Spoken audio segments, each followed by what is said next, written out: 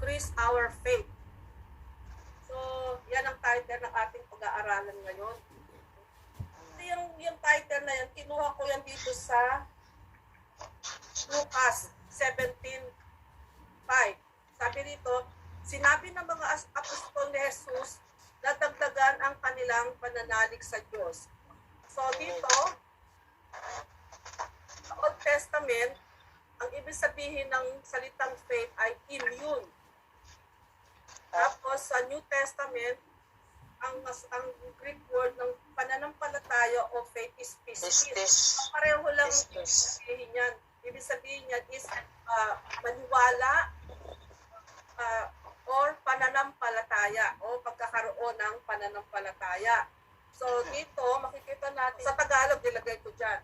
Pero sa English, hindi gusto magbasa. Pakibasa mo nga, Ana, yung English ng Hebrews 11:1. Pero nandito na yung Tagalog. Hebrews 11:1. Now faith is the substance of things hoped for, the evidence of things not seen. Amen. So, ano ibig sabihin nito? Bali makikita natin dito, dito nilagay ko rito yung faith. Sabi guarantee dito, faith is the substance of things hoped for, the evidence of things Or the evidence of things nor... So dito, makikita natin, ano ba ibig sabihin nitong substance? Yung substance, ang ibig sabihin yan is yung assurance o yung may kasiguraduhan. Yung laman, di ba? O may kasiguraduhan. Tapos yung dito, makikita yung evidence. Ano ba ibig sabihin ng evidence? Evidence, yung katibayan. For example, evidence o katibayan. Oo, di ba? Halimbawa, pag ikaw ay nag-a-apply ng trabaho, di ba?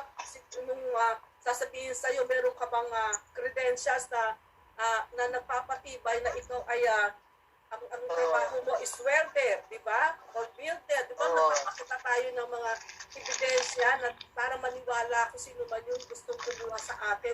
Balit ang biblical definition ng tunay na pananampalataya ay makikita natin sa aklat ng Hebreo. Ito nga yung sabi nasa mo kanina. Hebreo. Halimbawa, ang magandang halimbawa ng pananampalataya or faith is yung mga bata, di ba? Pagka alam nilang malapit na ang birthday nila, talagang excited ang mga bata. Bakit sila excited o tuwan-tuwa? Bakit sa palagay niyo sila tuwan-tuwa? Dahil sila ay tanggap ng regalo. Sila ay nag-expect na sila ay magkakaroon sila ay makakatanggap ng regalo at merong mga handang ibang mga handa. So dito, makikita natin dito na ang celebration ng birthday o kaya ng wedding ay kombinasyon ng kasiguruhan o tiyak na ay nakakatanggap ng regalo, di ba? At ito at sila ay umaasa. Di ba? So dito makikita natin yung salitang pananampalataya or faith. So hindi ito katulad ng sinabi sa Romans chapter 4 verse 4 na ang binibigay sa taong nagtatrabaho ay upa ng kanilang serbisyo at hindi regalo. So iba yung sitwasyon sa Romans 4:4, di ba? Syempre pag ikaw ay nagtatrabaho, ikaw ay tumatanggap ng sweldo bilang kabayaran doon sa serbisyo na ipinagkaloob mo. Tama o mali? Diba? Tama. So, tayo ay naniniwala o nananampalataya na tutuparin ng Diyos ang kanyang mga pangako even though na di pa natin nakikita na ito ay nagmamaterialize. Dahil sa tamang panahon, ito ay ipagkakaloob ng Diyos. Amen. So sabi nga ni Jesus dito sa Juan 20 verse 29, mapalad ang mga naniniwala kahit hindi nila ako nakikita. Ito ay istorya ni Tomas, di ba, nung naalala nyo kung nagbasa kayo ng John 20:29, di ba si Jesus ay nabuhay na muli. So si Tomas, nag-alinlangan siya, talaga bang nabuhay siyang muli?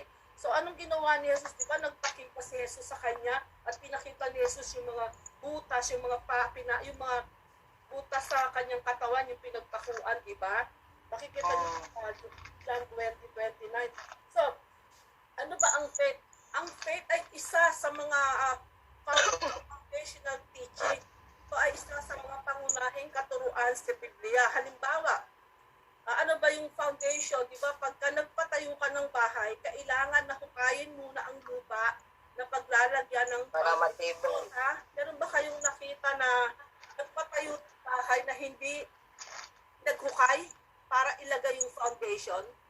Meron ba kayo? Di ba wala naman? Lahat ng buildings, lahat ng bahay, even yung bahay nga ng baboy, di ba, hinuhukay yung Para tumibay. para tumibay. Dumating man ang bagyo, dumating man ang earthquake, Mga ito ay matibay, hindi basta-basta matatag. hindi basta-basta matutumba. Di ba sabi nga, Titinag. mataas ang building, the more na dapat mas malalim ang Malalim. bahay. Tama? Tama ba? Amen. Para Tama.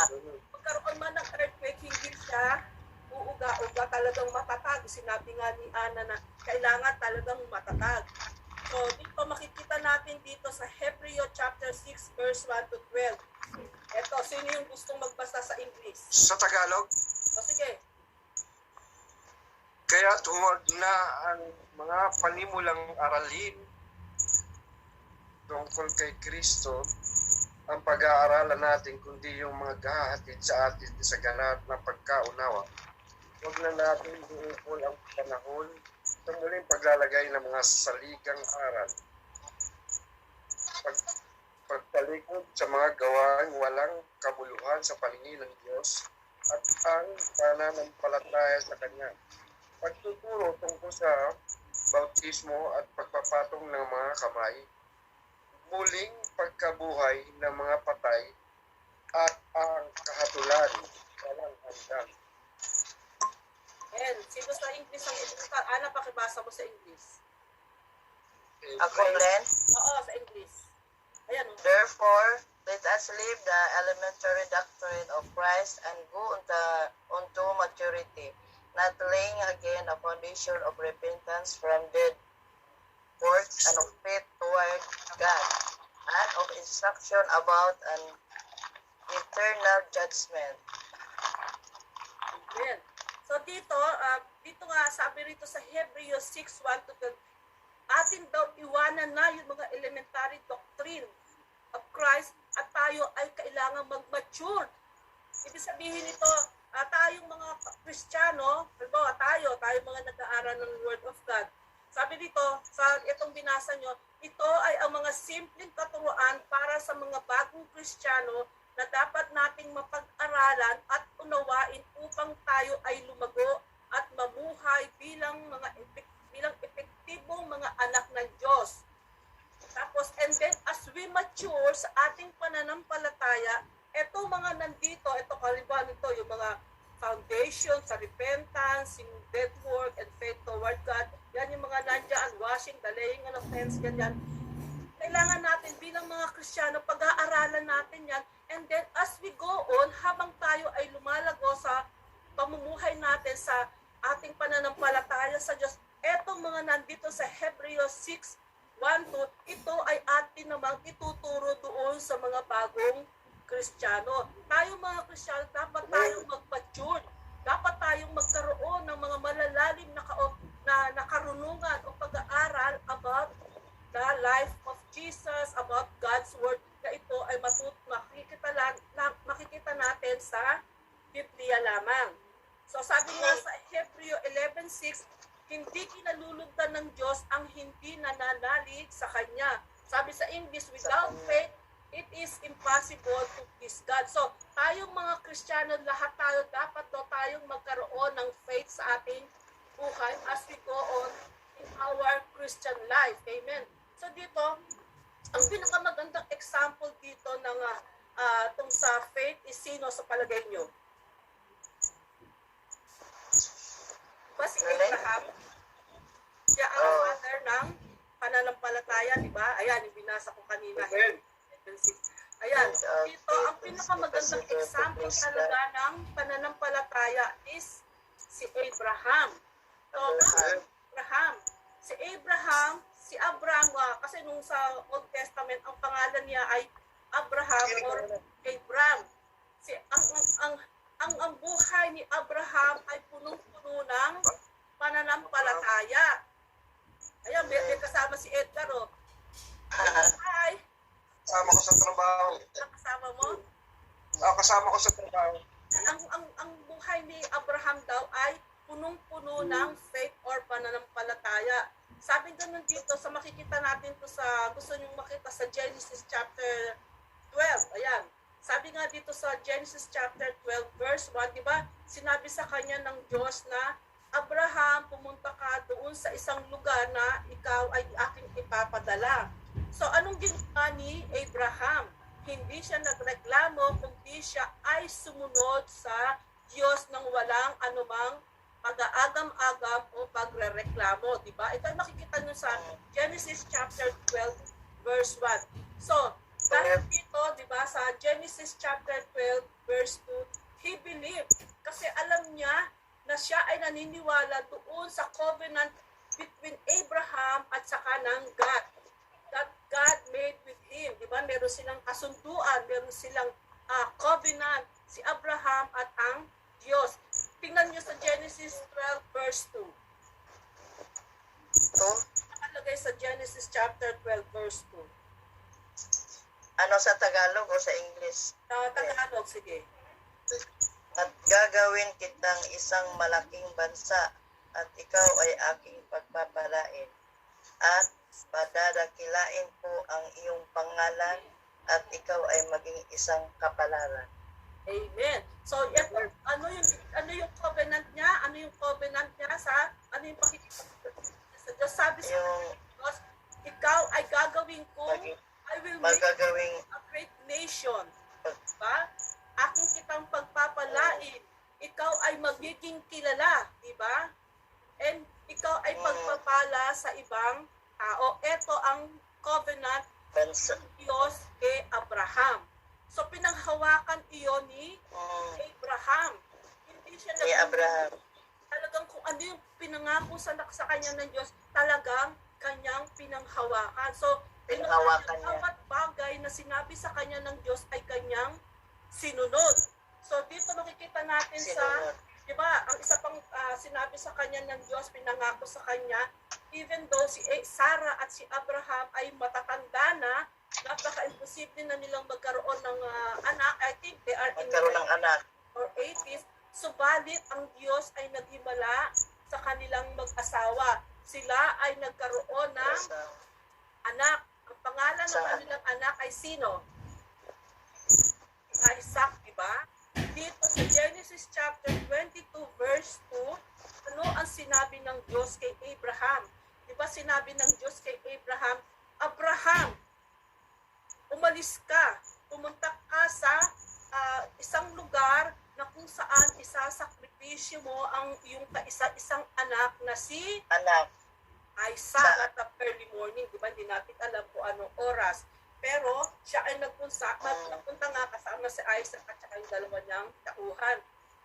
Siguro, sabi ni siguro si Abraham, hindi natin, kasi wala naman sa Bible, wala nakalagay, hindi natin alam kung masama ang loob ni sa sarili niya, syempre sa isa mong anak, di ba?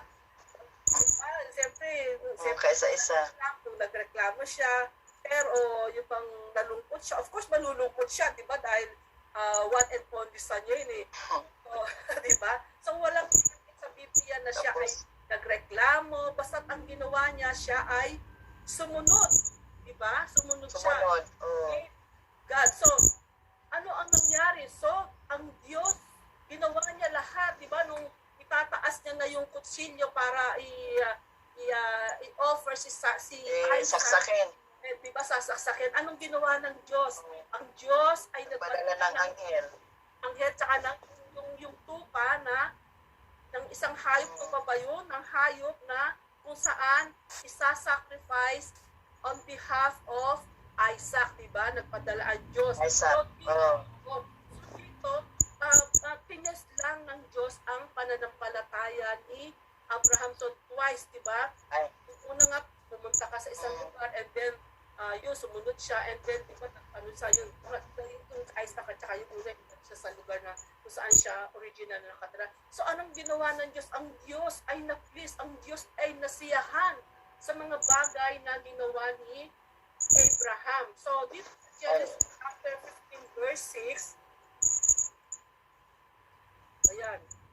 Ayan yung sa Genesis chapter 15 verse 6. Sabi rito, and Abraham believed the Lord, and the Lord counted him as righteous because of his faith. Sino yung gusto magbasa sa Tagalog? Siya ay naniwala sa Diyos at siya ay Siya ay Panginoon at ito'y ibinilang sa Genesis at sa Romans 4:3-22. katuwiran sa Kanya. Sige, pakibasa mo nga, Genesis 15:6. Sinong basalin?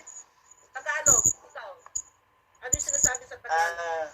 At sumasampalataya siya sa Panginoon at ito'y ibinilang na katuwiran sa Kanya. Amen. So, hindi lang yan, hindi lang Tama ba siya, yun? hindi lang kinount ng Lord si Abraham as righteous because of his faith. And there's another thing, siya ay naging kaibigan ng Diyos, di ba? Sa James chapter 2 verse 23, sabi, Abraham was called a friend of God because of his obedience and faith. Pakibasa mo nga yung Tagalog, Ana. Kaya nga, di ba may kantang friend of God? Saan? James chapter 2, Tagalog sa ano rin? Ha? James chapter 2 verse 23, Santiago. Natupad ang sinasabi ng kasulatan. Si Abraham ay sumasampalataya sa Diyos. Sa Diyos. At ito'y ibinilang sa katuwiran sa Kanya. At siya'y tinawag na Basa niyo na? kaibigan ng Diyos. Ayan. Amen. Yan. Kaya nga siya ay tinawag na kaibigan ng Diyos. So dito, nakita natin na tines ng Diyos ang pananampalataya ni Abraham. Dito sa Romans chapter 4 verses 1-5, dito makikita natin yung faith ni Abraham. Sino yung gusto magbasa ng Romans chapter 4 verses 1-5? Romans 4, English muna daw, 1-5. Ba, English? Binabasa ni Annie English. Abraham was, humanly speaking, the founder of our Jewish nation.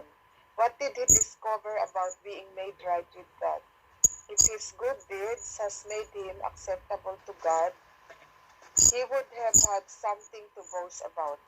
But that was not God's way. For the scriptures tell us, Abraham believed God, and God counted him as righteous because of his faith. When people work, their wages are not a gift, but something they have earned. But people are counted as righteous not because of their work, but because of their faith in God who forgives sinners. Amen. Ano yun sa Roma 4:1-5, Len? Oo. Tagalog. Ano nga ang ating sabihin na nasusumpungan ni Abraham ng ating magulang ayon sa laman? Sapagkat kung si Abraham ay maringganap sa pamagitan ng mga gawa, ay mayroon sana siyang ipagpapuri, tatakot hindi sa Diyos, sapagkat ano ang sinasabi ng kasulatan? At sumasampalataya si Abraham sa Diyos at sa kanya'y ibinilang na katuwiran. Ngayon, sa kanya na gumagaway hindi ibinibilang na biyaya ang ganti kundi utang. Tatapwan sa kanya ay hindi gumagawa, ngunit sumasampalataya sa kanya na umaaring ganap sama-sama ang kanyang pananampalataya ay ibibilang sa katuwiran. Amen. Amen. Yan yung pananampalataya ni Abraham, yang verses na yan, kaya pinabasa ko sa inyo. So, ano ba ang purpose nito?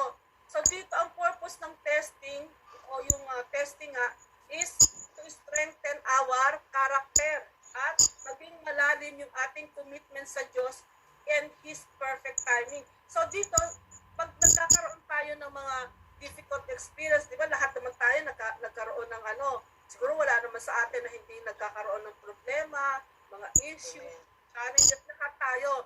Walang exempted. So, dito si Abraham, talagang napagtibay niya yung kanyang pananampalataya at yung commitment niya, yung pagsunod niya sa Diyos. So ano ang nangyari? Lahat ng mga pinangako sa kanya ng Diyos dito sa Old Testament, lahat ay ibinigay ng Diyos sa kanya in perfect time. Kasi dahil tinest ng Diyos ang kanyang sarili, kung gaano siya katapat sa Diyos. So dito ngayon, makikita natin, di ba, sa mga panahon ngayon, makikita natin na maraming tao, ang kanilang pananampalataya ay ibang bagay. Di ba? Sabi nga dito, some people, they trust in God. Sabi ng meron naman nagtatrust sa money lang, sa friends, sa sarili nila, sa political leaders, and sa social media. Especially nowadays, napakaraming social medias, di ba? Even yung other people, nagtatrust sila sa kanilang kapalaran, sa mga astrology, ano yung mangyayari sa kanila sa future, di ba? Sa mga fortune tellers. Pero sinabi sa Bible na dapat ay manampalataya tayo sa Panginoon. Sabi nga sa Kawikaan, chapter 3, verses 5, trust in the Lord with all your heart and lean not on your own understanding. In all your ways, submit to Him and He will make your path straight. So dito, katulad ng natin sa inyo, di ba, ang ating title ng pinag-aaralan ngayon is increase our faith. Diba? Dagdagan ang pananampalataya. So sinabi ko sa inyo na ito ay nakabase sa chapter 17 verse 5 ng Lucas. So dito, maraming challenge ngayon na kinakaharap ang mga Kristiyano, especially mga true believers in Christ. So paano natin i-build yung real faith o yung tunay na pananampalataya? Sinabi ko nga dito sa Lucas 17 verse 5, diba? Ang mga apostoles ni Kristo ay nagsabi kay Kristo na increase our faith. Dagdagan mo ang aming pananampalataya sapagkat alam ng mga apostoles nito na kinakailangan nila ng more faith and they ask for guidance. Siguro nung mga panahon na yon, katulad ngayon, maraming mga bagay na nangyayari sa kapaligiran natin, sa mundo. Especially number 1, di ba, itong COVID, di ba? Mula nang dumating ang pandemic na ito, maraming tao ang na-apektuhan, di ba? Nahirapan, nawalan ng trabaho, namatayan ng kanilang mga pamilya, kaibigan. So, marami. So, nung mga panahon, during those time, nung mga apostoles, siguro silang mabibigat na problema na kinakaharap. So, nanghingi sila sa Panginoon kay Jesus na dagdagan mo ang aming pananampalataya. Diba? Kasi kung hindi, baka bumagsak na rin sila. Katulad ngayong panahon na ito, kailangan natin, ipanalangin natin sa Diyos na, Lord, increase our dagdagan mo ang aming pananampalataya. Kasi pagka hindi, lalagapak na tayo. Katulad nung nangyari kay Edgar, talagang tinuruan siya ng Lord, di ba? Amen. Marami siyang naging, alam naman natin, yung senior niya sa atin, ano? So, pinanalangin niya sa Lord na, Lord, increase my faith, increase my faith. So, ano ang ginawa ng Lord sa kanya? Binless siya, sinagot ng kanyang, nadagdagan ang kanyang palataya, di ba? Panalangin. Hindi siya nag-waver, hindi siya umalis, talagang dire-diretso lang siya. So, anong ginawa ng Lord? Sinagot ng kanyang prayer at siya ngayon ay nasa State, tinanggal siya sa South. Amen. Sa North Island. Amen. So, amen. So, dito sa Peter, ito nga yung Lucas, hindi ko na ayan. So, please. So, dito, makikita natin dito sa 2 Peter, ito ay 2 Peter, chapter 1, verse 5 to 11. Sino yung gusto mong magbasa niyan? Ilagay ko na dyan. Sino yung gusto magbasa? 2 Peter Oo. 1:5. Sino yung gusto sa Tagalog? Kasi nandito na rin yung sa English eh. Tagalog na lang. Ano ba sa Tagalog yan? Sister, Pedro. 2 Pedro. pangalawang Pedro. Oo. Tagalog. English. English na yan eh. Nilagay ko na English. 1:5. Pangalawang Pedro, Chapter 1, 5. verses 5 to 11. Sino yung gusto magbasa sa Tagalog? ay, nahanap ko pa, sister. O si Ana na, sino yung gusto ikaw, Ana? Meron ka, Ani? Tagalog? 1 to 5? 1 to 5, Len? 5 to 11, chapter 1. Oo.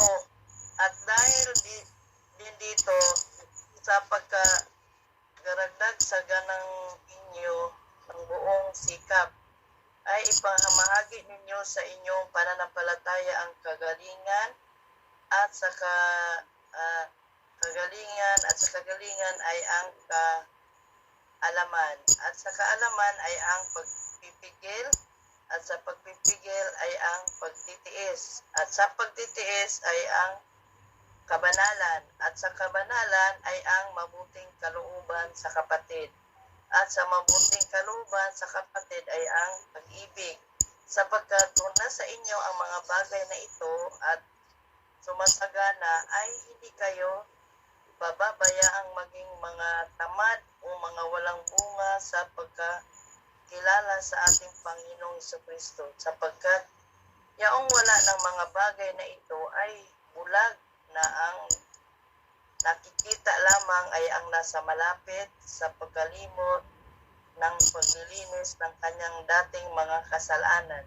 Kaya mga kapatid, lalong pagsikapan ninyo na magpanatag kayo sa pagkatawag at pagkahirang sa inyo sapagkat kung gawin ninyo ang mga bagay na ito ay hindi kayo mga titisod kailanman sapagkat sa gayon ay ipinamahamahagi sagana sa inyo ang pagpasok sa kahariang walang hanggan ng Panginoon natin at tagapagligtas na si Jesucristo.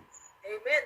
So dito, sa binasa ni Ana, sabi dito sa 2 Peter na to, ang in-emphasize dito ni Pedro o ni Peter ay kung tayo daw ay talagang bilong, o tayo ay kaanib, o tayo ay nasa Panginoon, kailangan daw natin i-prove, kailangan daw natin ipakita by the qualities na nandito sa binasa ni Ana. Ano ba yung mga qualities na yan? Yung goodness o kabutihan, kailangan daw meron tayo o kabutihan, kaalaman, self-control, hirat o pagtatyaga, godliness, at saka brotherly love. So kung atin daw sinusunod ang Diyos, ang ating karakter ay nagbabago. At ang ating pananampalataya ay lalong lumalago. The more na tayo ay nagiging malalim sa Diyos, the more na ang ating karakter ay nagbabago. At ang ating pananampalataya daw ay more and more na nadadagdagan. Amen. Dito makikita natin dito, ano ba yung 7 steps para mabuo o ma-build ang real faith? Ito, number 1. Ito, ask God for more faith. Diba, sinabi nga rito sa Matthew, ayan, sabi ko nun, sa kanya mga disipulo na, ask, seek, and to knock, walang mali doon. So, dati daw tayong manghingi, katulad na ginawa ng mga apostoles dito, di ba? They ask God to increase their faith. And then, ganun din in-offer ni James 1 to 5. So, ito ay hindi para ipaglabas o ipa-off yung ano ba yung mga pananampalataya na meron tayo, kundi ito ay humble obedience sa kalooban ng Diyos. So, ang number 2 ay kailangan daw na ipakita natin, i-prove natin kung ano yung ating pinaniniwalaan, di ba? So, dito sa 1 Thessalonians chapter 5, verse 21, sabi nga, but test everything that is good, hold on to what is good. So, dito, alam naman natin na ang Biblia ay inspired ng Diyos, di ba? Ito ay hinahan ng Diyos. So, hindi daw natin kailangan i-twist ano yung nakalagay dito o ano yung mga nasa Biblia. yung nasa Biblia, yun ang ating sasabihin, yun ang ating share, yun ang ating paninindigan. So, dito sa number 3, ito, study what the Bible reveals about faith. Kailangan daw nating ibasahin at i-meditate ang mga example ng pananampalataya sa kumbaga sa yung mga heroes of faith sa Hebrews 11, andun yung iba't ibang tao. Nangyari ito si Abraham, andun sila Noah, di ba? Si Noah, di ba, sinabi sa kanya ng Diyos na magtayo ka ng ark, di ba, yung arko. So, ay summertime during that time. So, ang mga tao, pinagtawanan siya, biro mo, summertime. Kasi, di ba, sinabi ng Diyos na kanyang gugunawin ang mundo sa pamamagitan ng tubig. Pero ang mga tao ay hindi Naniwala. ay minak pa nga siya, di ba? Inaritos pa nga siya. So, yun. Sino lang ang naligtas dahil sa pagsunod o sa obedience sa Noah. So, ginawa niya yung arko kahit na siya ay naaligtasan ng mga tao. So, that time na dumating yung baha, ang naligtas si Noah at ang kanyang pamilya, di ba? So, kung gusto nyo magpatuloy na malaman pa yung about faith, basahin nyo yung Heroes of Hebrews 11. nandun yung mga example. Lalakas yung ano nyo mismo, yung pananampalataya nyo, kung ano yung mga tao na yun. So, basahin mo yung Hebrews 11, andun yung mga heroes of faith. Buong chapter. Buong chapter. Basahin mo. Tapos number 4, still up God's spirit. Gawin natin ang spirito ng Diyos. Sapagkat alam natin na ang pananampalataya ay regalo ng banal na espiritu. So, binigay ng... Ha? Hebreo 11. Basahin mo yun. Nandun yung mga tao, heroes of faith, iba't ibang tao na ginamit ng Diyos. Picture ko lang yan. Ko yan, mamaya. Yan, basahin mo. Hebrews 11. Ipicturean ko nga. So dito, sabi dito nga pukawin ng Espiritu ng Diyos o Spirit of God's Spirit. God gives His Spirit to those who repent And obey Him. Oo. Dito, kailangan daw natin mag-aral, mag-pray, mag-study, and meditate the Word of God all the time.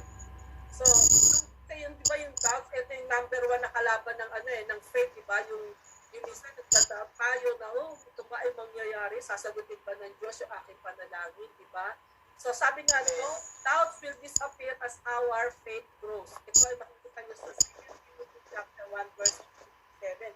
So, the next one, ito, number 5. Live by faith. Tayo to ay kailangang mabuhay sa pamamagitan ng pananampalataya. So, kailangan daw natin i-practice kung ano man yung ating nabasa at napapag-aralan sa Biblia. So, kailangan natin mag-trust sa salita ng Diyos at sa Panginoon. Amen.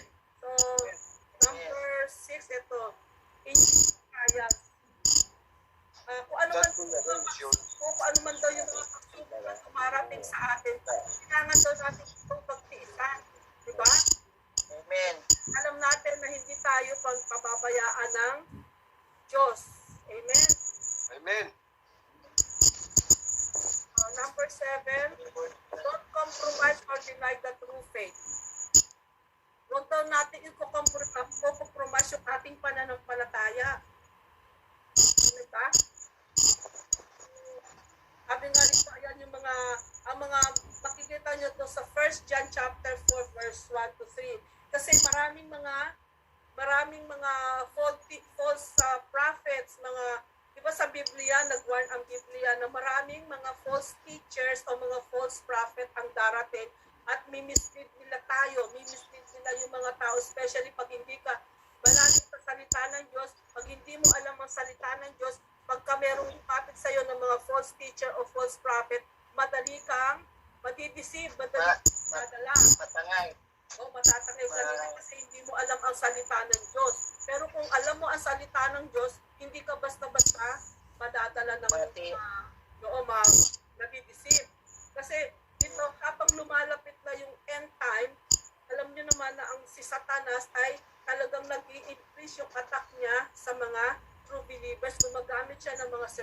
instances, gumagamit siya ng mga tao para ang mga true believers of Christ ay panghinaan sa kanilang pananalig sa Diyos. So sabi niya, sa Jude, pabasahin ko itong Jude, Judas, ang Tagalog ng Jude is Judas, hindi si Judas Iscariot. Makikita niyo to sa, Judas, malapit to sa, before to ng Revelation Sabi dito, Judas, chapter 1, verse 3. Sabi dito, mga minamahal, ang gustong-gusto kong isulat sa inyo tungkol sa kaligtasang tinatamasa nating lahat. Ngunit napilitan akong ang isulat sa inyo isang panuwaga na ipaglaban ang pananampalatayang ipinagkaloob minsan at magpakailanman sa mga banal. So, kailangan daw natin ipaglaban kung ano man yung ating paniniwala about the Word of God. Amen. So, dito, natin dito, yung 7, kasi 7 lang naman yun. So dito, siguro kilala nyo naman si Jude or si Judas. Sino nakakakilala kay Jude? Hindi si Judas Iscariot. So si Jude, si Judas ay brother ni James, ni Santiago. At siya ay half-brother ni Jesus. Etong si James at saka si Judas ay magkapatid. Ang kanilang ina ay si Joseph at si Mary. Tapos, half-brother siya ni Jesus dahil kay Mary, di ba? Tulad ni Jesus dito ay warning against this nominal Christian life, kung babasahin yun, and also emphasize on the danger of false teachers and apostasy. Yung letter ni Judas o ni Jude, ito ay tungkol sa mga false teachers na darating upang ilayo ang mga Kristiyano sa tunay na pananampalataya. So dito sinabi niya dito, how do ordinary Christians defend the faith today? Paano ang isang ordinaryong Kristiyano ay madidefend nila ang kanilang pananampalataya? So dito nagbigay si Jude ng 3 bagay. Ito, how do ordinary Christians defend the faith today? Ngayong mga panahon ito. Ayan. Sa pamamagitan daw ng pagkakaalam ng truth. Kailangan nating malaman ang Biblia o ang katotohanan from the Word of God.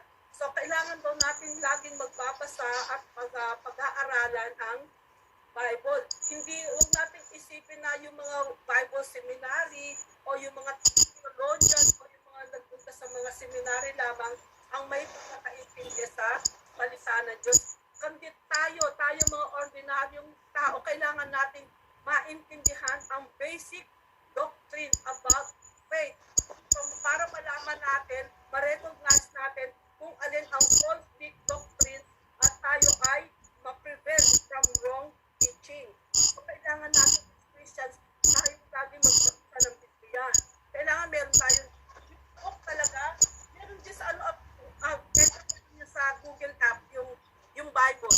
Pero titingnan mo rin yung i-check mo. Maganda yung mga King James Version. Yan, mga iba't ibang kailangan meron kang meron na sa mga cellphone, meron na mga Google app. Kailangan natin magbasa palagi ng Bible para hindi tayo malayo. Kung sino man yung tao na lalapit sa atin, magsasabi sila, ako ay ganito, ganyan. Tapos hindi mo alam kung ito pala ay napapalayo na sa tunay na katotohanan about the Word of God. So, number 2, ating mag-defend ang faith as we grow personally in Christ.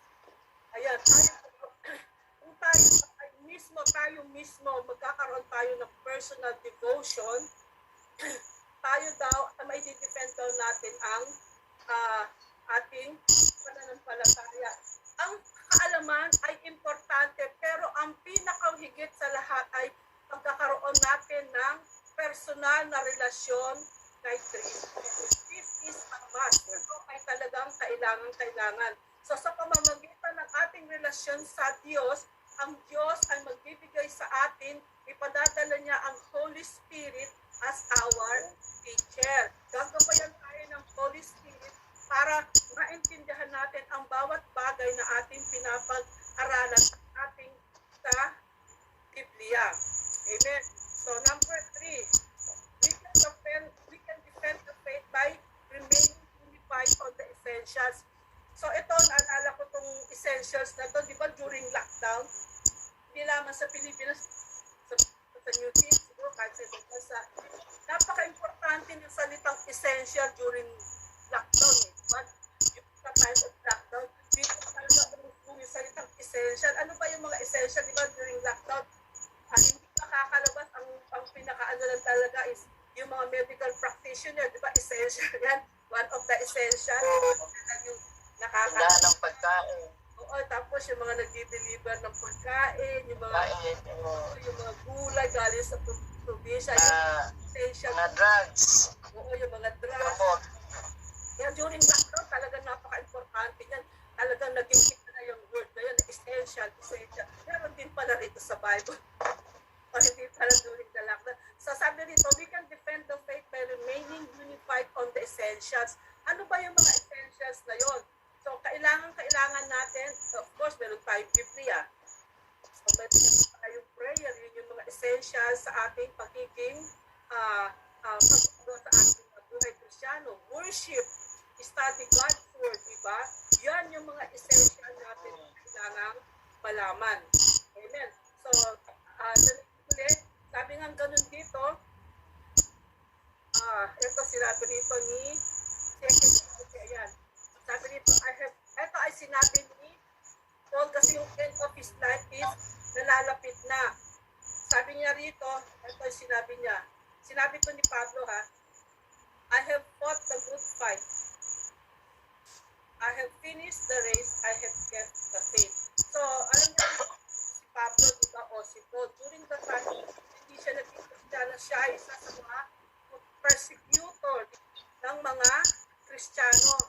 Pero nung siya ay ginamit ng Diyos, nag-umpisa ang kanyang sharing na pagbabahagi ng salita ng Diyos doon pa lang sa Damascus. Di ba naalala nyo na siya ay nabulang, di ba, nagkaroon ng kaliskis yung kanyang mata dahil pinano siya ng Lord. Pero pinatawad siya ng Lord, pinagaling siya ng Lord, pinanggal yung kaliskis sa kanyang mata.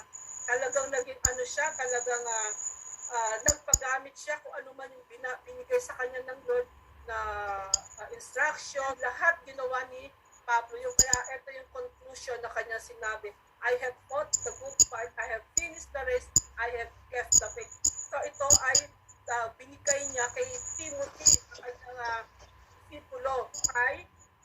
So sabi dito, sabi ni Jesus, when the Son of Man comes, will He find faith on the earth? So dito, hindi lamang ito sinabi ni Jesus Christ sa kanyang mga disipulo, pero sa atin personally, sa atin mismo. Pag dumating na ba ang anak ng Diyos dito sa lupa, ito, will He find faith on the earth? So, yan, kayo lamang ang makakasagot niyan. Kung tayo ay dadatnan ni Jesus Christ, ay meron pang pananampalataya at time na siya ay babalik dito. Amen. Talagang napaka-importante ng pananampalataya, especially sa ating mga true believers of Christ. Amen. So, sino Amen. magdagdag nito about faith? Naalala niyo si Thomas? Diba, nung nag-ano siya, nung nabuhay na muli si Kristo, hindi siya naniniwala. Sabi niya, kailangan makita ko yung ano niya, yung sa kamay ko at maniniwala ako. Sabi niya gano'n. Sabi ni Kristo, tapos lumabas si Kristo, sinabi niya, Thomas, look. Tapos sabi niya, naniwala siya. Pero sabi ni Kristo, mapapalad o blessed are those people who believe yet they do not see. So, sabi nga, to believe is to see ang mga tao, di ba? Yung mundo. Pero to see is to believe, yung mundo pala. To see is to believe. Kailangan makita muna nila bago sila maniwala. Pero sabi ng Diyos, maniwala muna tayo at makikita natin. Katulad nga yung sinuli Marvin sa faith, in chapter 11, di ba? Faith is the substance repentance. Katulad si Edgar, nung hindi niya pa alam pero naniniwala siya na makukuha niya yun. Yun ang pananampalataya. Talagang, ang pinaka best example nga yung nangyari kay Kay Edgar. diba? Tama-tama dun sa natin ngayon, diba? Na talaga ang Lord is talagang sinagot yung panalangin niya kung ano man yung nasa puso niya, hindi natin alam. Pero talagang nanalig siya, talagang pinanghawakan niya na ang Diyos ay susunod sa kanyang panalangin. That is good example of faith. Diba?